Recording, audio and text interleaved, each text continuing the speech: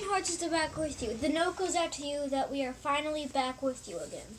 Yes, we returned from our vacation, and we couldn't wait to get back to this Neil Young project. This note is for you. So this album is he's back with Reprise, where he would stay for his career and to this day. And he came back not on a very high note, but a blue note. Yeah, but a blue note. Oh. Neil Young and the Bluenotes. The Bluenotes is basically the same guys. It's basically some of the same people. You do have a few new ones, but Frank Sampedro's in there. Who's the new ones? Ben Keith is in there. Claudia Callier, Steve Lawrence, I don't recognize. Who's Chad? Rick, the bass player, Rosas. Who's Chad? Chad Cromwell, I think it was on some of the other 80s records. Oh. But this is Neil Young going for like a blues rock, sort of like early rock and roll. I don't really like blues rock. Yeah, I mean, a little bit more in the vein of Everybody's Rockin', but tons of horns. And, yeah, there's especially horns in 10 Men Workin'. Oh, yeah. All right, so a little bit of background about this. I guess he had a whole concept for this, and it was all about the commercialism of rock music and sort of,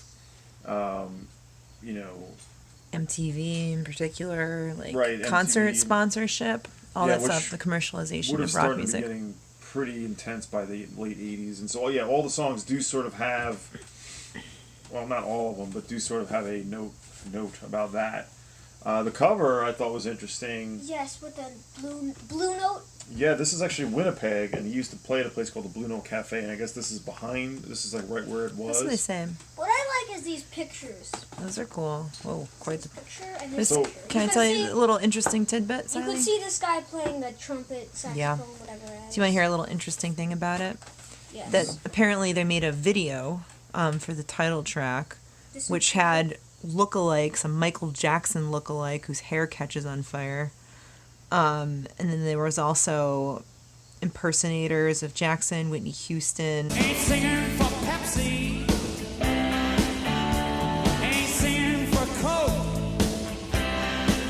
I don't sing for nobody. And there's a Spuds MacKenzie lookalike. Oh, this is like classic 80s oh, yeah. time capsule. And then apparently it was This Note's For You is making fun of This Bud's For You. This Bud's For You. It was like an ad campaign. Slogan. And I guess MTV banned it when threats from Michael Jackson's attorneys. That's pretty interesting that MTV was like, they caved. Yeah, but then it says that then the Canadian music channel called Much Music ran it immediately. And when it was a hit on Much Music... Which one? The video, MTV reconsidered their decision and put it in heavy rotation and then gave it the MTV Video Music Awards for Best Video of the Year. That's interesting. I had no idea about that. So... it's an interesting aspect to this album. Whether I like the music or not, I feel like that's interesting. And 10 Men Workin' I thought was too long. It was 6 minutes. Mm-hmm. But yeah. Well, Twilight had some loud thunka in it. I want to know why he called himself the Volume Dealers, Neil Young and Nico I Bolas. know, yeah, I know. The Right? Volume Dealers? Yeah, produced by the Volume Dealers. One thing I want to say is Twilight had a lot of thunka in it, right? Twilight? Yes. Twilight had that giant doom in the middle of the song. Here's the inner sleeve. Yes, with the lyrics. thank you, Grandpa Toby, for letting us. Thank you, nice. Grandpa Toby, for letting us borrow this record. This is not our record. This is Grandpa Toby, who we will give his shaky at the end of it. Yes, Well, let's talk about this album. One thing. Everybody's Rockin' we borrowed from Angry Mom. Thank you, Angry Mom. Yes. And thank you, Grandpa Toby, for letting us borrow this record. So this, I would say, is an improvement from Landing on Water and Life, but it's not much of one. And what we started to talk about was that at some point Neil Young maybe didn't have as many, his songwriting sort of regimen or what he was coming out with songs just weren't up to snuff to me. Yeah, as you saw in the beginning, you probably heard the horns and 10 Men Workin' at the beginning there. Ah, yes, yeah. You probably heard that. And lyrically is where he really starts to have problems here on this album. Let's read some Let's of... see. 10 Men No, it's not 10 Men 10 Men Workin'. We are men at work. We got a job to do. We got to keep you rockin' to keep your soul from the blue. I really Then, like... hold on a second. Hold on, I want to say something too. Yeah. Look, what I really don't like about 10 Men Workin', look. 10 Men Workin' tonight. Hog, ah, hog, ah.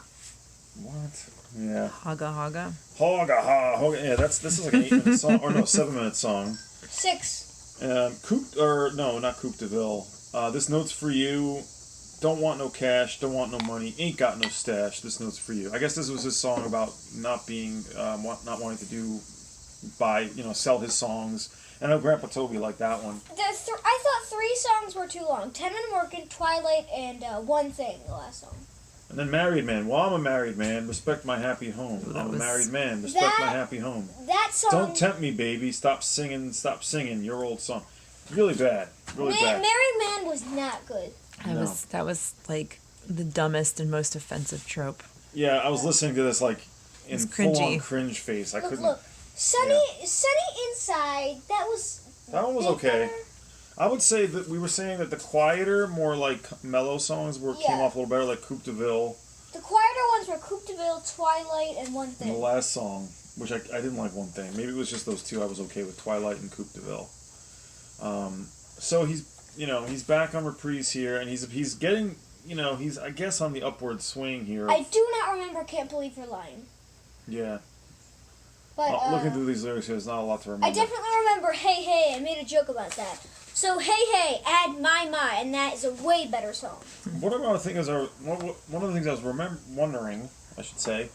wondering is, was he just, intentionally every album just trying to try a new thing and didn't really, it was more of him trying the new sound or a different sound and less about the songs? I don't know. One Thing, the last song was also 6 minutes. What I noticed is it opens with 6 minutes, closes with 6 minutes.